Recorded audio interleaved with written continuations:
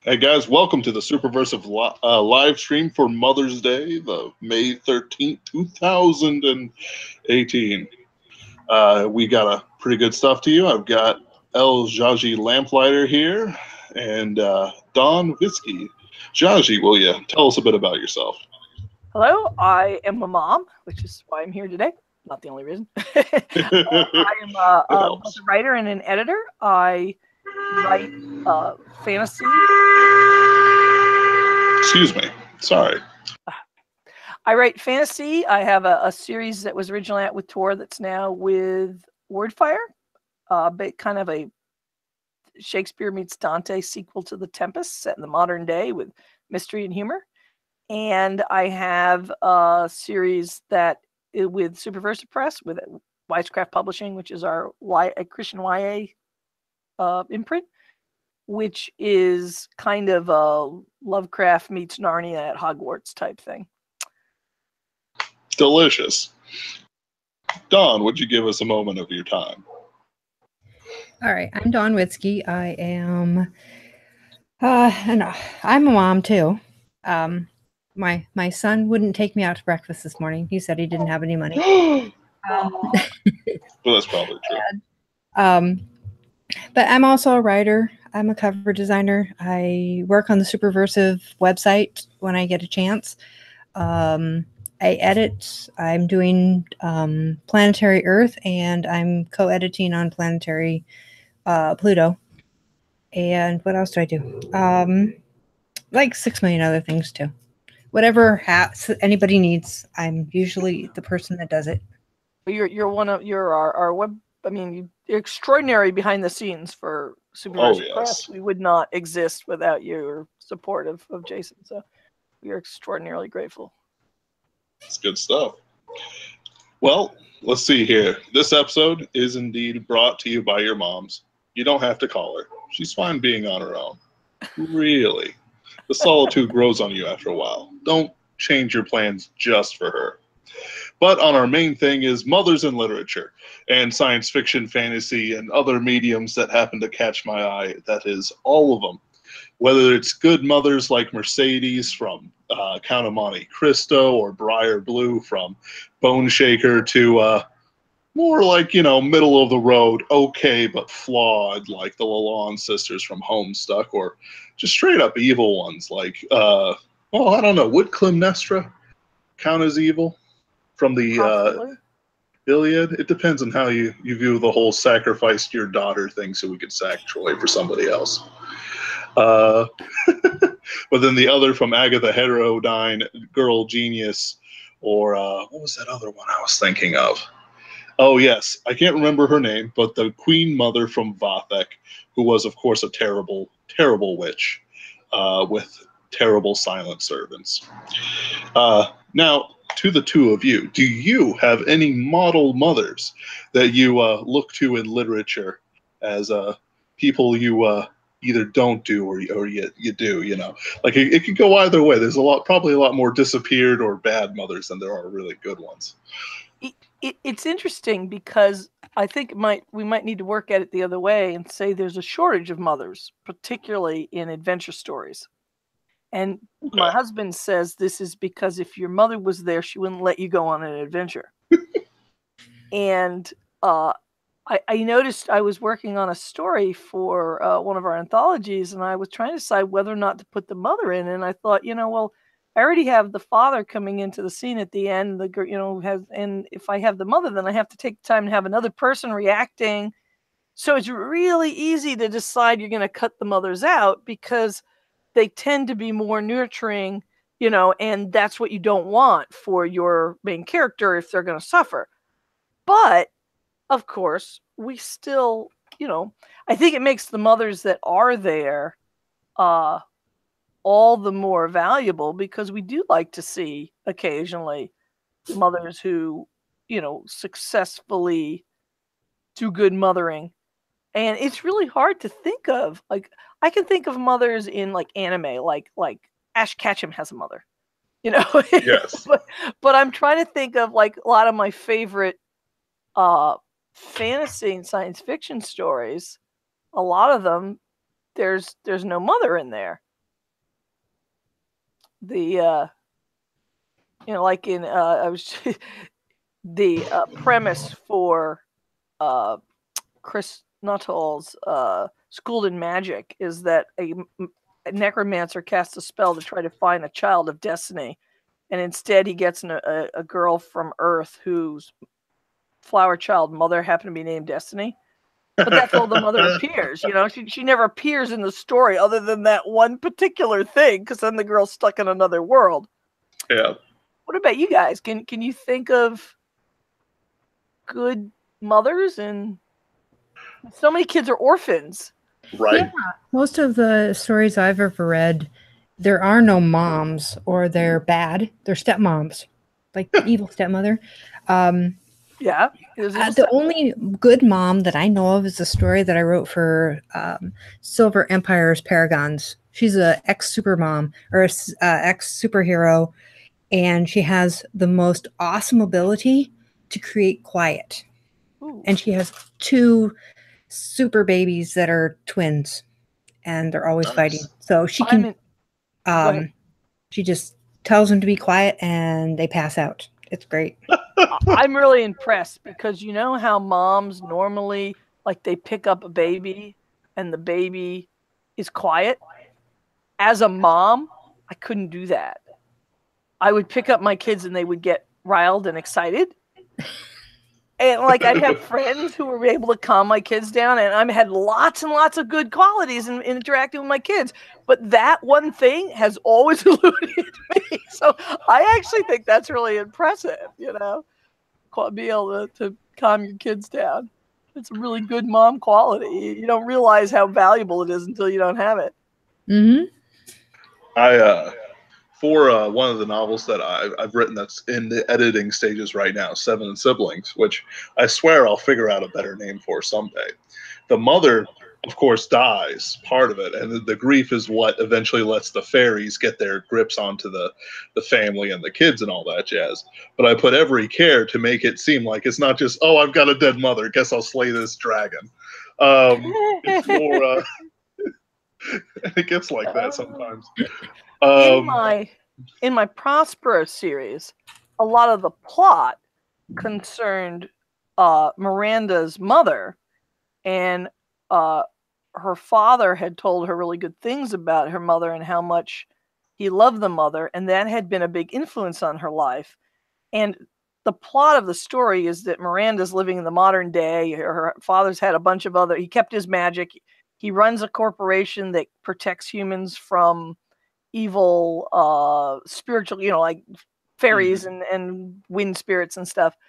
And he goes missing, and she has to get the rest of her family together and rescue him. And part of the issue throughout the whole book is, did he tell her the truth about her mother? It was her mother actually someone evil? Is her mother good? And the quest for finding out about her mother is part of the story, but she never knew her mom when she was little. So the mom is not a presence. In my current book, the mom is on stage. I just had a scene where the mom, who's normally really sweet, was really upset and totally and completely embarrassed my poor main character. But for the most part, and I didn't make up this mom. The guy who ran the original role-playing game made her up. So I thought she was just delightful. I thought she was really sweet, and she was a really wonderful example of a mom. And it's one of the few fantasy stories where the mom's on stage. But this particular scene, which is one of the first times she really gets to come on stage, she's not nearly the sweet mom that she normally is. She just, my character ends up so humiliated. Anyway, but I'm trying to think of other stories that have moms in them. Go ahead. Go for it, Don. No, go ahead, Ben. Okay. So I think we're all familiar with Redwall by Brian Jacks. Now, the last book of the series that I consider worth reading is The Tagger Realm, which is number 13. And I was looking at it, and I realized throughout all of them, a lot of the stories and books, they do have their mothers around, or at least a mother figure in the Badger ladies they have. But in this one specifically, part of the revelation of getting the the Enkidu type hero out from the wild and the vermin and all that jazz and into the civilization of Redwall is that he looks over and he's like, I bet that's my mother, sort of thing. Like they looked at each other and it's like, you're the spitting image of your father. And it's like, so on and so forth. There's this great scene where they finally get together after 360 odd pages of fighting and misery and all that jazz. And I just thought that's one of the best portrayals of it. Like, where the dad's dead and the kid's missing, and then the kid gets to the mother. I like it. That is nice. That is nice. How about you, Don? Any influences coming up from when you were a kid? Looks like she might be having mic troubles. Hopefully she will reappear. Now, I should say, to be fair, that in Harry Potter, the mother is actually quite a wonderful influence in the story, even though she's not on stage. Because while Harry doesn't remember her, not only does she protect him with her love, that when she died, her love made a protection that helps him throughout the whole series, but she appears in flashbacks, so we get to know her. So I do think that it actually has a very nice portrayal of his mom, even though we don't see her doing much momming because she died when he was a baby. But at least she's not left out. A lot of stories the mother's just left out entirely. I sort of struggled with that book I wrote, just because it's like she does so much, and I kept on adding more, and then I realized she was doing too much for like a non-family character, and I'm like, whoa, she's got to realize this and pull it back and give back to her daughters and all that jazz. I like that sort of thing. Or like the mother keeps coming back and back and back, and it's like, oh, this is an influence. Same with the fathers and everything else like that. But the mothers especially, it's like there's an influence throughout the story that's read just right. And I must say, I really like doing things like that. One of the more powerful influences on my current character is her grandfather, who was dead before the story began. But it's really fun to put in scenes with him as the readers get to see her interaction with him from her memory from before he died. And I think a character can have a very strong influence without necessarily being on stage in the present, So, I mean, if for instance, Harry's mom had died when he was 5 and we'd seen him with her, you could have something like that. It's less the case in Harry Potter because he didn't get to remember interacting with her, but she still makes a presence. But I think if you want your poor, sad, motherless character to go on an adventure, you can still make your character a presence in the life. I know people complain about the Disney movies, and of course, part of what's going on with Disney movies is movies are really short.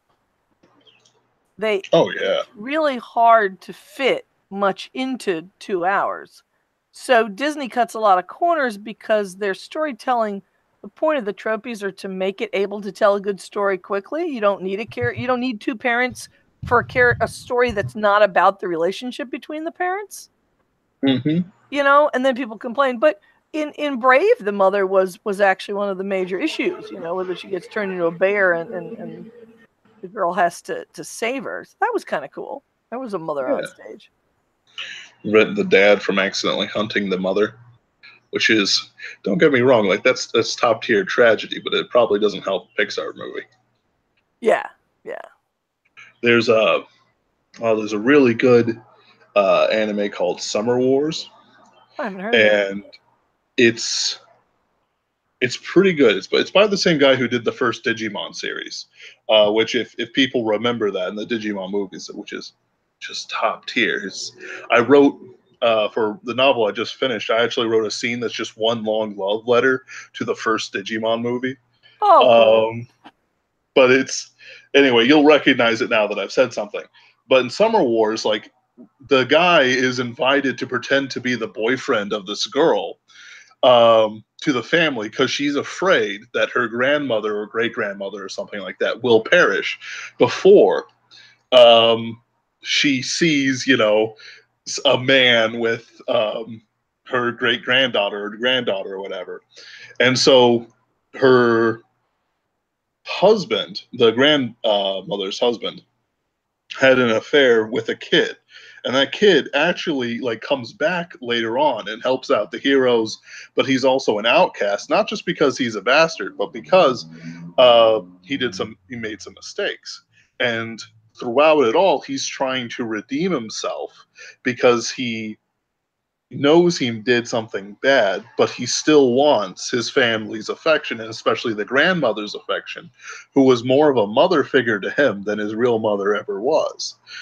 And so by the end of it, he's able to move himself into that position where he, redeems himself through his heroic actions, getting everything together, and also mourning as the poor grandmother passes away through the stress of everything, which is spoilers. I apologize. I should have put that in the front there, but it's one of those things that has really stuck with me as a proper character arc, because he literally just wrecks his car running up to pay his respects.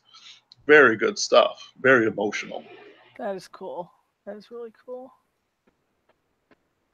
Dawn, are you still in the dungeon there? We had her on for a little while. Yeah. Yeah, I'm still here. Somebody decided to rev a car on one side of my apartment and a lawnmower on the other. Oh. I've been keeping my microphone off so that all that doesn't drown out everybody else. Do you have any moms in your stuff, or your kids, your characters? I actually do have them. In Path of Angels, I have a mom, but it's in a dystopian world. So legally there are only moms. There's no dads, and the mom of my main character is awful. She has never had a job in her life. The government kind of takes care of you, except for occasionally if you have a man in your life, she's always had different men to help pay for things that she wanted. So once her daughter was old enough, she'd have her daughter work to help bring in extra cash so she could buy things that she wants. And of course, she could care less about her daughter except for the money she brings in. In the book I'm working on, there's a young mom, and she's completely different. She wants to change things. So she's actually a good mom, but her daughter is only 2. So I haven't really gotten into much of that character yet, but she's going to be kind of the odd mom out in that culture. Other than that, I really haven't had moms or dads. I haven't published anything except one short story from this background, but I have a book planned for far in the future that I've been working on since the 90s called Against the Dying the Light, which is about 3 moms fighting evil. And they're young moms. They have, they're soccer moms or working moms. One of them family was killed and her son is a ghost who lives in her house, but the other 2 are regular on the spot moms. And why don't you move out, Mom? You don't get it. I'm a ghost. He's only he was 7, so I don't know, he's 10 or 12. It's funny because he can go to school as a ghost, but he's getting to the point where he's really frustrated that he can't ask questions of the teachers, and anyway, that's not the point. The point is that I thought part of the tension of the story is, so at night they help a lady and they get this magic house when she dies. And if you sleep in the house, you get these lucid dreaming powers, and they can fight demons and all sorts of stuff in their dreams. But during the day, they have to, go to the grocery store and get their kids to soccer games. And I really look forward to the point when I finally get to write it, because I think that it would be a really horrible, frustrating life, but interesting to be able to, have to be a normal mom during the day and at night you're doing these really important things, but during the day you're just a normal person, you know. Nobody gives you any credit for the fact that you're out there slaying evil or whatever you're doing. And so I've been working on it for years. I have one short story out there that appeared in Lioness that's about the girl, the mom whose husband and son were killed, so that there's no kids in that story. But I do have, I have at times written scenes, and I actually have a story planned for Forbidden Thoughts 2, if we get to that, which I hope we will, which was one of the moms dealing with the fact that the school calls her in and says that they have to do, I forget how it works out, but the school's trying to get the kids to pick their sex while they're in middle school, and the mom does not want her 12-year-old boy to be being encouraged to turn into a girl. And anyway, it goes into a fantasy direction. But that will be my first time that I have those moms actually on stage momming in a story, if I get that one written up. But I look forward to eventually kind of a some people point out that Tolkien was like the first cross between a war book and a fantasy, and some other books that are out there are kind of a departure because they take two different things and cross. So my planned story is going to be a woman's book and a fantasy, and I have no idea if anybody but me will be amused by it, but I have a lot of plans for it, so maybe someday. Let's see. Didn't you write one for science fiction and philosophy journal, sci-fi journal? Yeah, no, you're right. That was a mom. That actually takes place in the background of my Prosperous story, and here's the story behind that story. So the story is about a mom who used to be a doctor, a black woman in Chicago, and she had an autistic son, and her husband left because of this, and she's trying to take care of him and her younger daughter. And he has a toy he loves, and he freaks out if he doesn't have it. And the toy is in a car that is stolen by fairy pirates. Of course. No one will believe her. And it's about her attempt to rescue the toy and what happens. And so I had to write this story about fairy pirates. And I sat down, and I really wasn't in the mood to write something. I think it's like 2008. And I came up with this idea, and I started crying. And I thought, this idea makes me cry. It was probably a good idea for a story. And I thought, people are going to be really outraged by this. I mean, there are going to be people who hate this story. And I was a little disappointed when it came out that nobody hated it. And I'm thinking, what's wrong with them? I mean, some people really like it, but I could understand why some people would hate it, because where the story goes is actually kind of a strange and controversial thing. And later I found out that Anthony and his sister, who are two of our editors at Superversive, hated the story. And I thought, well, at least somebody hated it. But the kid and all the friends of the kid are all based on my son and his friends. And because my son went through from kindergarten to still now with some of the same kids all the way through with the same group of autistic kids. So I copied some stuff from my son and some stuff from the son of the grandma who was raising her grandson who had, all this. And so all the little things in it and are authentic. And I often wonder, and my thought was that anybody who didn't realize I was basing this on real life would think that it was kind of weird or offensive, where the story goes with what happens when she goes to get her car back. But I really liked writing the mom because she was tough and she was, not willing to give up, and she faces some difficult things, and she prevails, after a hard time. And one of the main characters from my Prospero trilogy appears as the detective. The detective from that story appears and is the only person who will believe her. But then the guy, so one guy comes up and he believes her, and then he seems crazy. So, she doesn't have a lot of help trying to get her car back. And the story was based, I don't know if you've ever heard the Lincoln Park Pirates, but it's a story about, I guess it was from some period where they would, and I hear they're doing this now in Chicago. I saw an article about it like this month. Stealing cars and then impounding them to get money. Yeah. You know, so I decided, okay, the Lincoln Park Pirates are actually pirates. And since it was a fairy anthology, they were fairy pirates. So that was that story. And it does have a mom in it, and she is working really hard. And she's trying to get the toy back before the kid has to go to bed yet another time because he throws a fit if the toy isn't there at bedtime. So. That's good stuff. Yeah.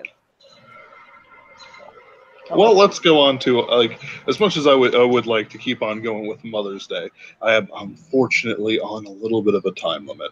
Well, so we're on to because there aren't that many. I mean, we've been sitting here and we haven't thought of a lot, and if we can always do it next year if we think of more.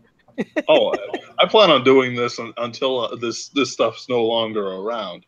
And if we can bring up the subject of Mother's Day next Mother's Day if we think of maybe people will listen to this. Maybe by then we'll have like a half a dozen books. Yeah, exactly. That have moms in them. I mean, maybe someone will listen and they'll write in and say, "Oh, you guys forgot about such and such," and we'll go, "Oh yeah, that's a great mom." She didn't murder anybody. I'll say one last before we go. Lost in Space had a mom in it. She is okay in the new series. I have not seen the new series yet, but I'm just saying that's one of the few things I can think of where there's actually a mom. And Wesley Crusher had a mom. I mean, people might mock Wesley Crusher, but his mom was a good mom. She was doing her best, under the crazy circumstances. She was doing her best with Wesley Crusher. Yeah, why could she do? And it's not her fault that people thought the character was annoying. Anyway, so for our midterm sponsors, Quantum of a Rose. For when time travel shenanigans get heavy, buy a rose that means I love you in every timeline. Now we can talk about the second planned subject of this live stream, young adult novels. What are they? Why do they make me scared? I believe I need to find another image here. Something else. I love that image. It was good for the mom's one. Oh, yeah. But now I have to find something a bit more adventurous for young adult novels or something. I don't know. So, Jaji, Don, I'm sorry to say that I'm less familiar with your works than I am with Jaji and other people in Superversive Press. Do you have an opinion on young adult novels? Oh, I have lots of opinions on young adult novels. Oh no, I've kicked a hornet's nest here. For the most part, my book Path of Angels is actually written as a young adult, and depending on who you listen to, it's either young adult or it's not young adult. It's very heavy on the Catholic. And a lot of the religious readers think it's a little too racy, and the non-religious readers think it's too religious. So it's kind of everybody hates it. So it's great. So we definitely need to develop this new genre of subversive Christian literature, which is real solid stories that also have Christianity in them. I mean, it's definitely, there's a need. And I think there's readers out there. We just need to, because we're the three of us like these stories. So there could be 3 other people out there. or 6 or 20. I have people that love the story, especially people that are Catholic. But it kind of depends. Adults love it, but they're not always so great about wanting to let their kids read it. Because there is one scene. Yeah. At least one scene that's a little bit racier than the rest. But it's a scene that leads into book 2 that's pretty much necessary. So, but I keep it toned down a lot. But when you get into, when you compare like my young adult novel, which I have nothing that's too graphic, compared to what's on the, like what the big publishers publish, that is all over the place. I used to read a lot more of those, and it got to the point where every single one had to have a gay best friend in there. And it got so annoying. I'm like, why does everybody have to have it? It's like treating gay characters like they're the newest fashion accessory. and it annoys me beyond anything. If you get into some of the more young adult that's written like in Britain and some of the other foreign countries, they treat them just like they're a regular character. There's nothing special. They don't have to go pages and pages to discuss the political In other words, they're just benefits a of. person. They're there. That like a guy might be a Buddhist. A guy might be a mechanic. They're either there or they're not, as opposed to messaging fiction in them. Is that what you're saying? Yeah, a lot of the big publishers, they make it. I mean, they have to go in and convince the person that this is a wonderful way to live, and it completely detracts from the main story. It's just annoying. So I kind of moved more into the reading indie young adults, or Christian young adults. Christian can be just as horrible because they will go entire chapters of sermons. Yeah, let me say just a little bit about that, and really quickly. When I was a kid, I read, and I was in high school, they had a series of romance novels that were Christian romance novels. And it actually damaged my love of Christianity for some years because it was so cloying, and it made me kind of want to reject talking about Christianity for a while because I had such a weird reaction to it. And that's one reason why when I talk about not liking message fiction, I'm not talking about a particular political group. I don't like message fiction on my side just as much as I don't like message fiction on their side. Exactly. Now, if it's really well told, who's writing it, it's horrible. Right, exactly. I mean, there's some stories that are very strong messages that I actually really love Ayn Rand's books. I know some people think they're too messagey, but I actually really love them for the characters. I think it's part of the charm. Yeah, I mean, so some stories have a really strong message, but they're still good. But these were stories where the Christian message so much took over the story that I didn't enjoy them anymore.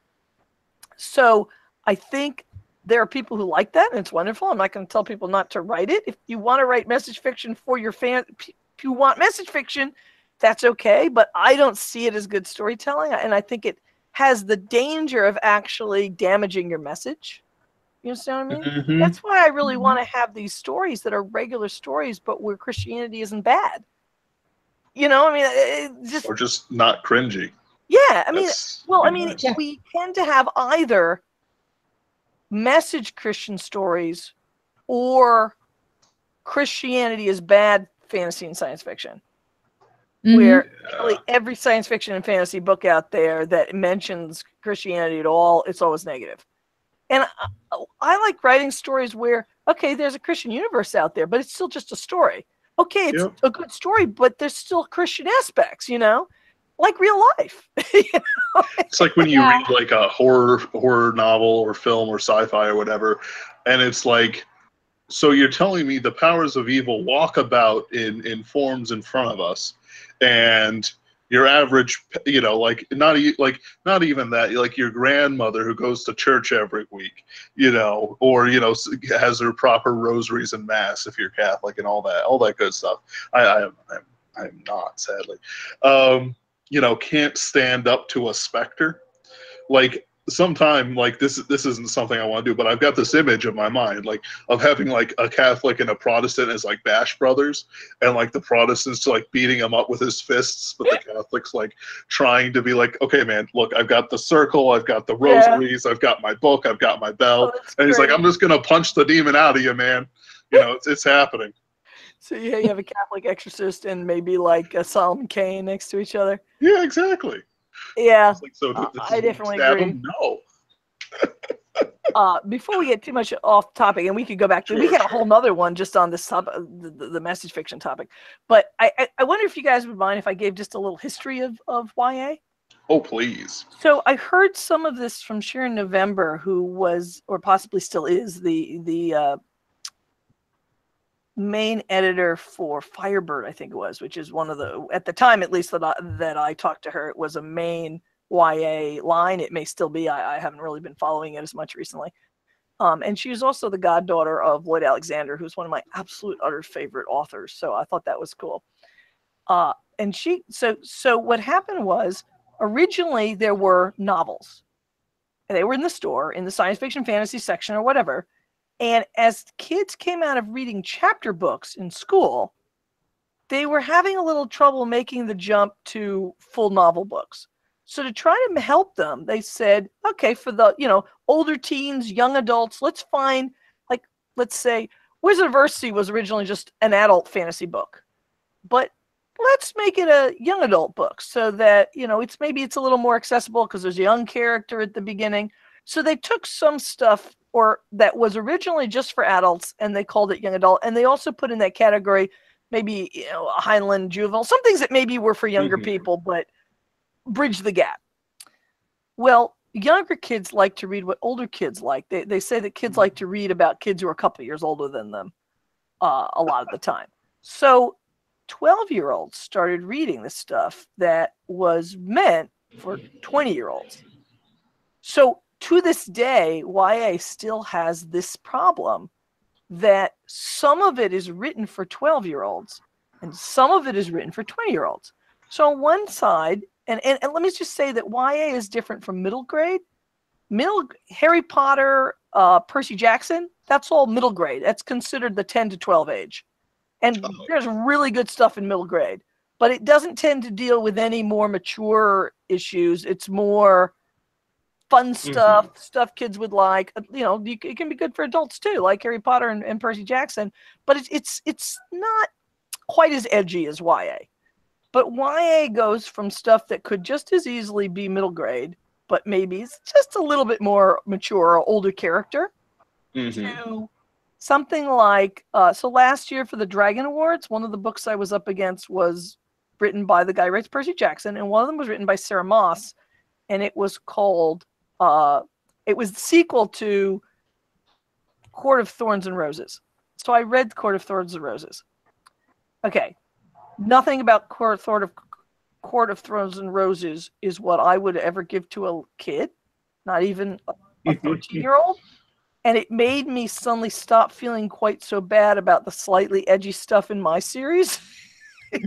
Even though I do feel like I don't want younger teens to read my series. It's more an older series. But in the book, the main character goes off to Fairyland, has sex with the hero. The hero gets captured. She goes to try to save him. She kills innocent people in cold blood on purpose to save the guy. And then in the next book, he turns out to be a jerk and she goes off with someone else. And that's just part of what was wrong with that series. There's a lot more. And that's not a waste to read at all. And this book is super popular. It has enormously fanatical fans. And a lot of them are adults, But that's, when I think of the lineup, so what Sharon November said was, at the time, they could take anything in YA except for graphic sex. And apparently that's not even the case anymore. But they usually had a younger protagonist. And that's not a good combination. But when it started, you'd have these books that were meant for 12-year-olds, and then you'd have something like, I don't even know if I should describe it. Have either of you heard of the book Rainbow Party? I don't know if I should even say what it's about. But anyway, you had books that were very graphic in what they had the kids doing, and inventively graphic. I'll just throw it out there. If anybody wants to know, they can look it up. And if you don't want to know, you might wish that you hadn't, so you don't have to look it up. Let's err on the side of caution. Not that we've got we won't say anything else about viewers, it. But the point is that there were really racy books that counted as YA in the early days, and a lot of that actually died away for a while. For a while, they were really racy books, and then it kind of died away, and they became a little more like kids' books. And now there seems to be this huge disconnect where some librarians have a tween section, and the younger YA stuff goes to tween, and the older YA stuff is edgy. And then on top of all this, when YA started, one of the reasons it suddenly was so successful was that they didn't categorize it.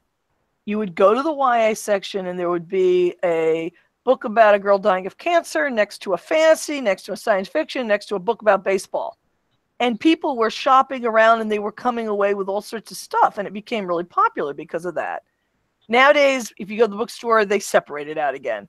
And YA has become, to a large part, young paranormal romance. A lot of it's about girls. It's not nearly as varied as it was when it really took off.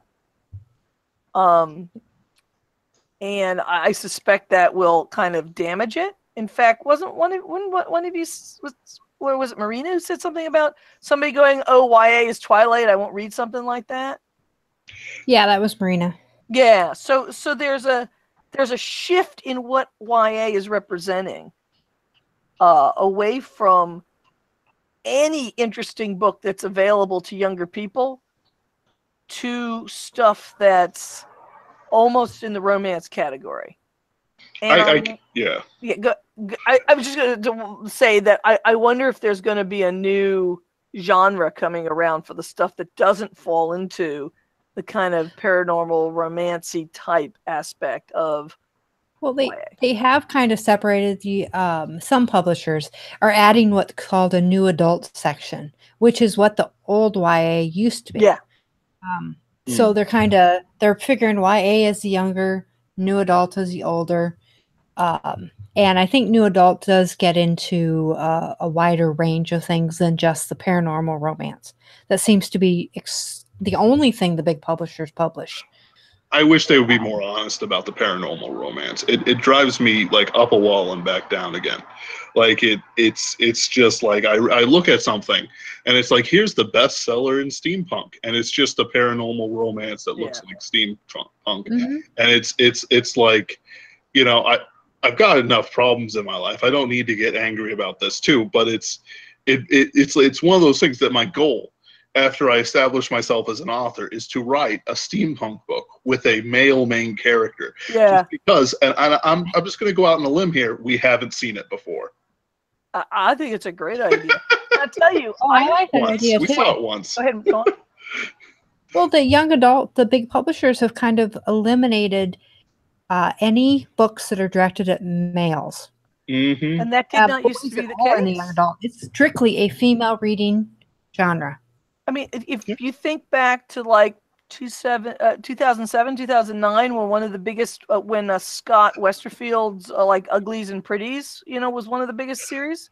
I read the first book of that. Yeah, but that was written by a guy for, you know, general audience. There were a lot of books at that point in YA that might have been just as good for guys as girls. And you know, even Maze Runner or something like that, you know, and then they've moved away from that. And I just want to take a quick aside to say I have the opposite problem from Ben. I'm sad to admit, I'm a romance fan. But even though I love fantasy, I don't enjoy paranormal romance. If I'm going to read a romance, I want to read an honest God romance. It just says romance, you know. I want to be set in the 1800s or something, and I actually don't enjoy it because, and I'll tell you why. Most of the paranormal romances I've read, and I haven't read a lot because I don't really enjoy it, the fantasy is not well done. Yeah. You know, so I'm not enjoying the fantasy and I'm not enjoying the romance. I really wish paranormal romance could have its own section. And it wasn't straight romance and it wasn't fantasy and science fiction, you know, that anything was paranormal romance, just went the paranormal romance section because they think they're going to get a broader audience by doing this. And they're not. All they're doing is turning people off from the things they're pretending to be. Yep. Exactly. And I wish the werewolves and vampires and stuff would go back to being evil so that they would at least be interesting. Because who wants to date a werewolf or a vampire? I have a whole article that appeared in a Ben Bella magazine anthology called Ardor about why vampires and werewolves became the dating animals. And I think the answer is because real romance requires manly men. And it's not okay to show a boy being stronger than a girl and losing control or being rough, but it's okay to show a werewolf or a vampire doing it. So if you want to write a romance with the correct emotions for a romance, a lot of people chicken out and turn the guy into a monster. There's an opposite thing happening where there's a whole monster girl movement, which I'm gonna have to I've got a list of things I do for when it's just me rambling on for an hour, and that's part of it where it's like a centaur girl or a Lamia or whatever, and I keep on bugging Corey about it because it's like, oh, Corey's asleep, huh? And then I just start posting pictures. I probably tease him a little too much, but he's just so lovely. But it's the opposite thing, because then we'll get to a point where some people were talking about this movement, which has like publications. I've got the 2 Monster Girls encyclopedias, and I'm a big fan, in case you didn't realize, and the Monster Girl Doctor, and a couple other different things here and there. And it's like, so what's the appeal? And some people are examining it. Some guy says, guys, I got it. It's because these girls are only, and he quote unquoted here, ugly on the outside. They're otherwise perfectly feminine, perfectly, all this other stuff. They're not going to like divorce rape you or anything like that. They're there, you wrestled the centaur, or you captured the Lamia girl, or whatever you did, seduced the Gorgon. I actually have an image there somewhere here where it's this guy, like he's dating a Gorgon, and he just covers up his eyes all the time. That's really cute. Because he wants to do it, but he doesn't want to be turned into stone. But it's basically the same reason. I mean, it's supposed to, like, so I had a 1 or 2 romance readers write. Nowadays, I'm afraid to try new romance writers because they used to have rules for what you would or wouldn't find, and all bets are off now, and some of them are really gross.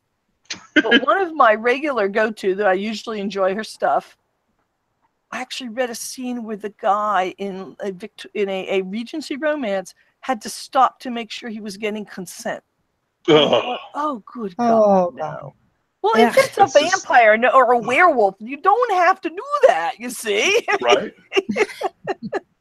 And it's like, but no, when I, get struck by the full moon and all that jazz, and I start acting inappropriate, it's my fault.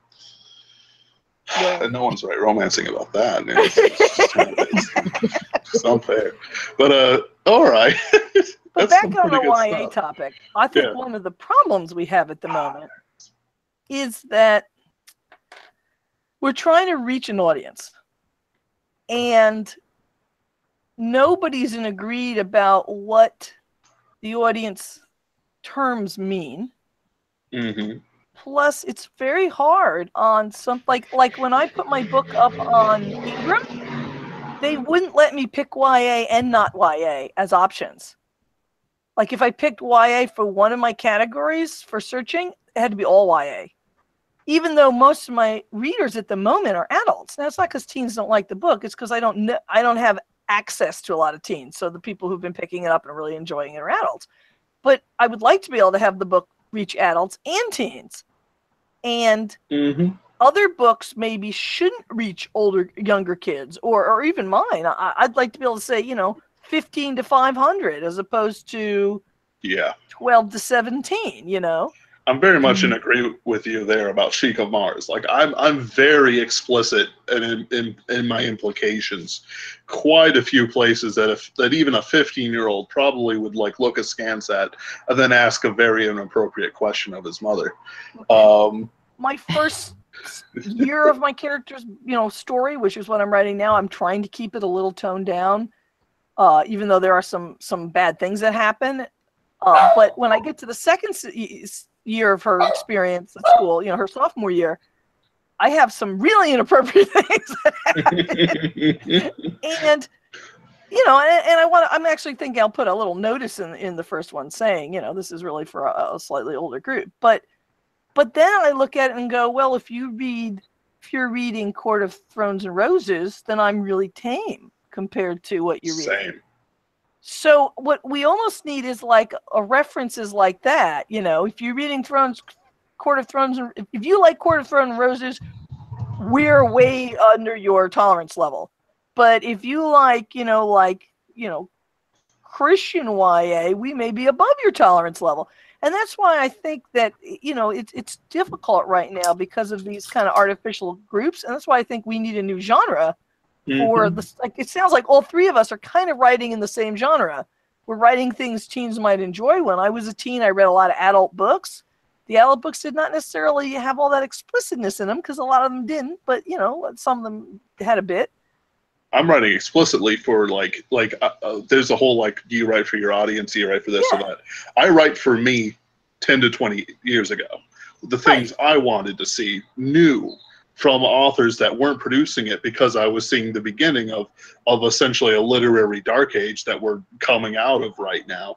That, you know, we're talking about how are we going to shape our books for the next, you know, 5 years or something like that.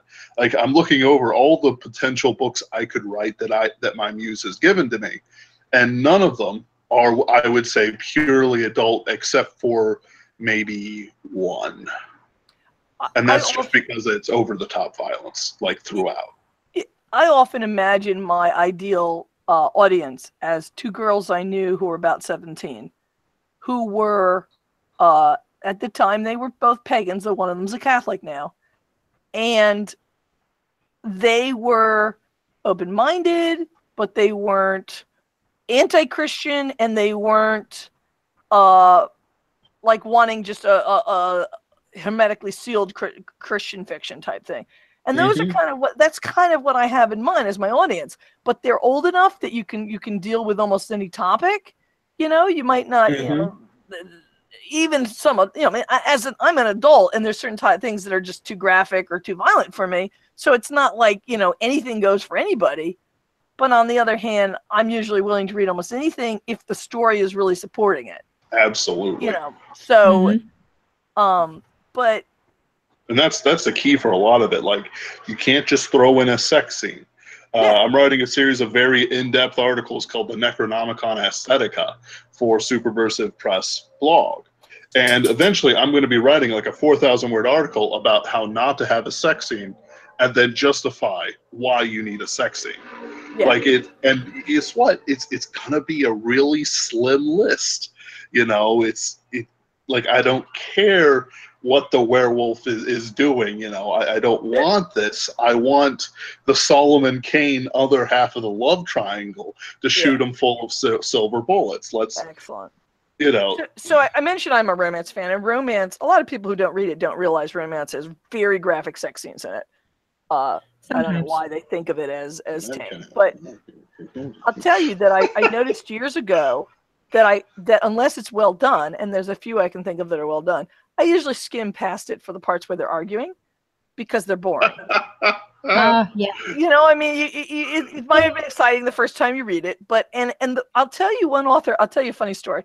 So, the book Outlander, the sex scenes were excellent, because the author actually had plot happening during those scenes. She was discovering, the young woman gets thrown into the past and married off to a guy, even though she's a modern person. So she's actually learning about her life and the guy in the midst of the scenes where they're together, intimate as a married couple now. And it was really well done. So I met the author, and I tried to compliment her. Oh, that's really cute. I tried to compliment her and say how much better I liked her sex scenes than the average romance novel. And she was dressed very elegantly with huge dark glasses and all these scarves and a big hat. And she got really offended that I called her book a romance, which wasn't what I meant. I was trying to say, you know, but those are the other books that have this kind of scene. And then I looked it up later, and I found out it had been published as a romance. It was originally a romance. You know, and so she just got upset at me for no reason, rather than going, "Oh, thank you for the compliment," you know. Right. But the key. Oh, be careful with Outlander fans. They're very they can get very irate over the tiniest little things in their books. Yeah. The point is, she did it well because she made it important. And it's the same thing with fight scenes. I find fight scenes a little dull if there isn't actually a second thing going on, like something's changing in the plot. That's why fight scenes with banter are often fun, because they're actually learning something while they're stabbing each other. So for both of them, you know, it's not just a matter of doing it well. You actually have to have a purpose and accomplish something and change the story. You know, I mean, if nothing happens in the scene that if you closed it at the bedroom door would matter, then you probably should stop it before it gets too far, you know? Like, it's the same sort of thing. Like, if you have a fight scene and there's no stakes, there's no reason for it to happen. And it doesn't change anything when it's done. Yeah, right. Like at worst, you should just be establishing how awesome your smuggler is. You know, your smuggler, space captain, et cetera, et cetera. Like, and it should be an opening scene, And it should just be there to get the reader's appetite whetted for what's to come, Well, not the whole thing. That's why Han's shooting first was so good. Mm-hmm. Because it perfectly set up what kind of guy he was, but it was so brief. You know, you didn't have to have a huge to do. And anyway, so all of these things I think apply triply to YA. If you're writing YA and you know that some of your readers might be younger, you really shouldn't add extra violence or sex unless it's needed. But you're supposed to be able to put in some, because the whole point of it was originally, whether however you want to recategorize it, it wasn't supposed to be tween books. Mm-hmm. You know, it was supposed to be books that could have some violence and could have some sex, but weren't as crazy or over the top or as long and philosophical as an adult book.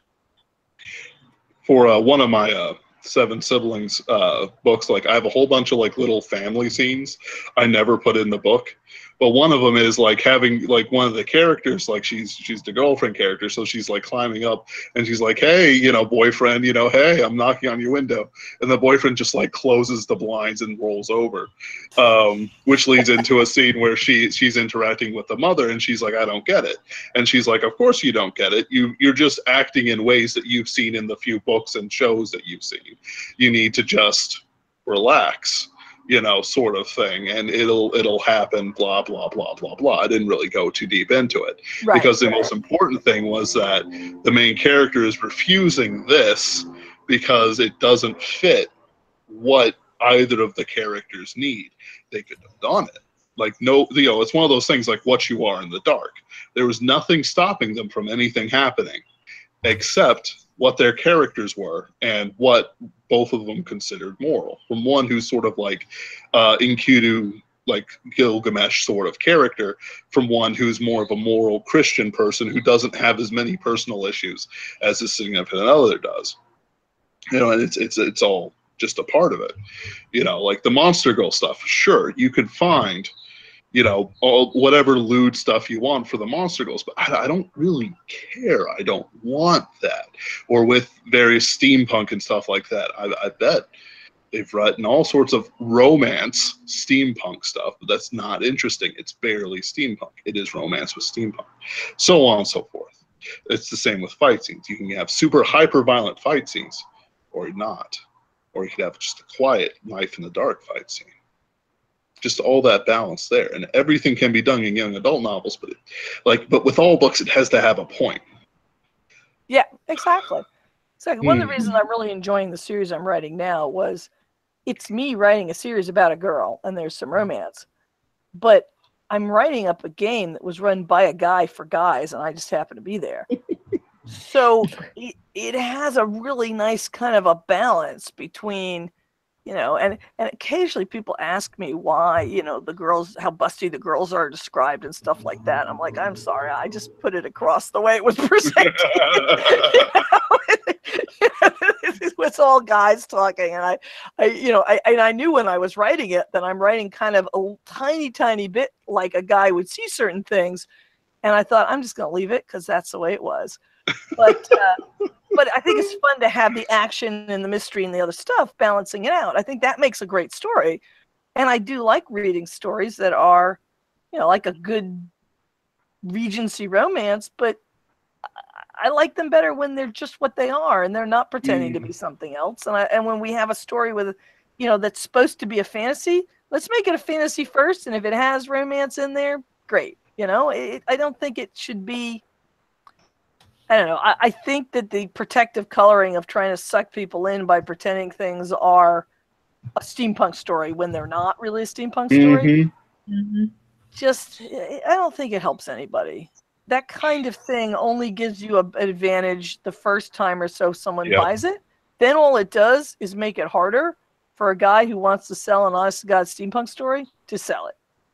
Yes. Now, I am running out of time, and this has been a wonderful chat. Dawn, give us your final thoughts. Skip the major publisher YA stuff. Go straight to indie. Oh, you'll be absolutely. Happier. Beautiful. Especially Superversive. Yeah. Definitely check our stuff out, guys. Well, my last comment, other than Happy Mother's Day, everyone, is I'm kind of delighted we had this conversation because I did not realize I have Dawn's book, but I haven't had a chance to read it, and I haven't seen the Chic yet, and I didn't realize that the three of us are actually kind of writing in the same new genre of regular edgy whatever books that also has this Christian element, and I can't help thinking there's readers out there who are going to feel like we do. And even if they're not a large group at first, I keep thinking that, the more the homeschool groups, there's lots of families out there homeschooling, intelligent parents, maybe fantasy fans, and less people who don't like Christianity having kids, that in 10 or 15 years, as the kids who are young now start having kids, we may find there's a market out there that doesn't exist right now, and we'll be hopefully, on the cutting edge of it, because if we put this stuff out there. So I'm hopeful. A lot of it with, because I was homeschooled as a kid for the first couple grades and then fourth grade. Not everybody does it all the time, but Yeah.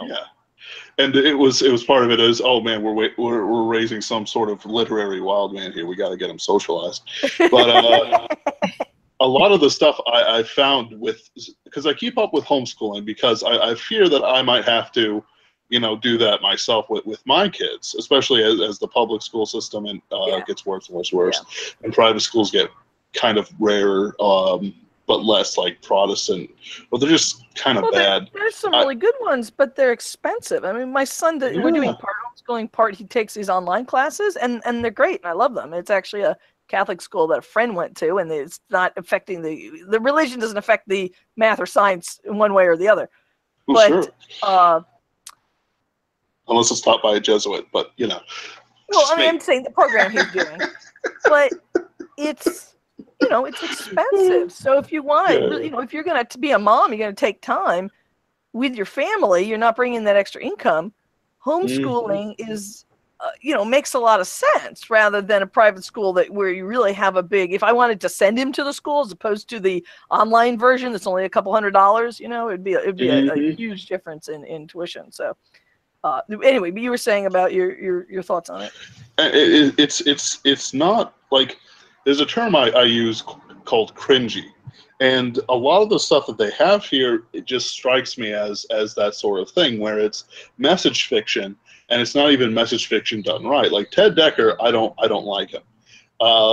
He's not like he's on the scale of like authors I love, but of the scale of authors who I love personally or hate personally, but don't like the work of. Like John Del Rosa is a number one. He's a beautiful man, just amazing. But then there's like Chuck Wendig, who if I ever get the opportunity, I'll cut his hands off. Then there's like Ted Decker, and he's like somewhere in the middle. I'll mount him on my wall too. I'm not even afraid of him. But it's there, and it's like it's got this thing where it just grabs your Christian emotions and it brings you through this emotional wild ride that doesn't fire off any of my warning flags. But then when I look back, when I sat down, it's like, oh man, that was great. That was life affirming. Oh, it's great. And then I realized, wait a minute, this wasn't actual substance. This was just emotional manipulation. And, that's why he's a solid, he's probably an okay guy, but I don't like his work. All right. A lot of popular stuff is like, anyway, we'll let you go. I think we have a lot of subjects we could pick up again. Oh yeah. And, I'm here every week. It's Where is the link for this? It should be on the YouTube page. Subscriptions. I'll have to find it because I wanted to post it, but we need to put it up on the website. It should be up on the website too. Thank you. So lastly, your mother brought you into the world, and only complex biological drives and the grace of God prevents her from taking you out of it. Thank you both for joining me. Check out their work for Don Whiskey and El Jaji Lamplighter, and my own stuff when it is inevitably published at the turn of the screw. Hope you guys have a wonderful evening, and come back next week. Thank you, everyone. Happy Mother's Day. Happy Mother's Day.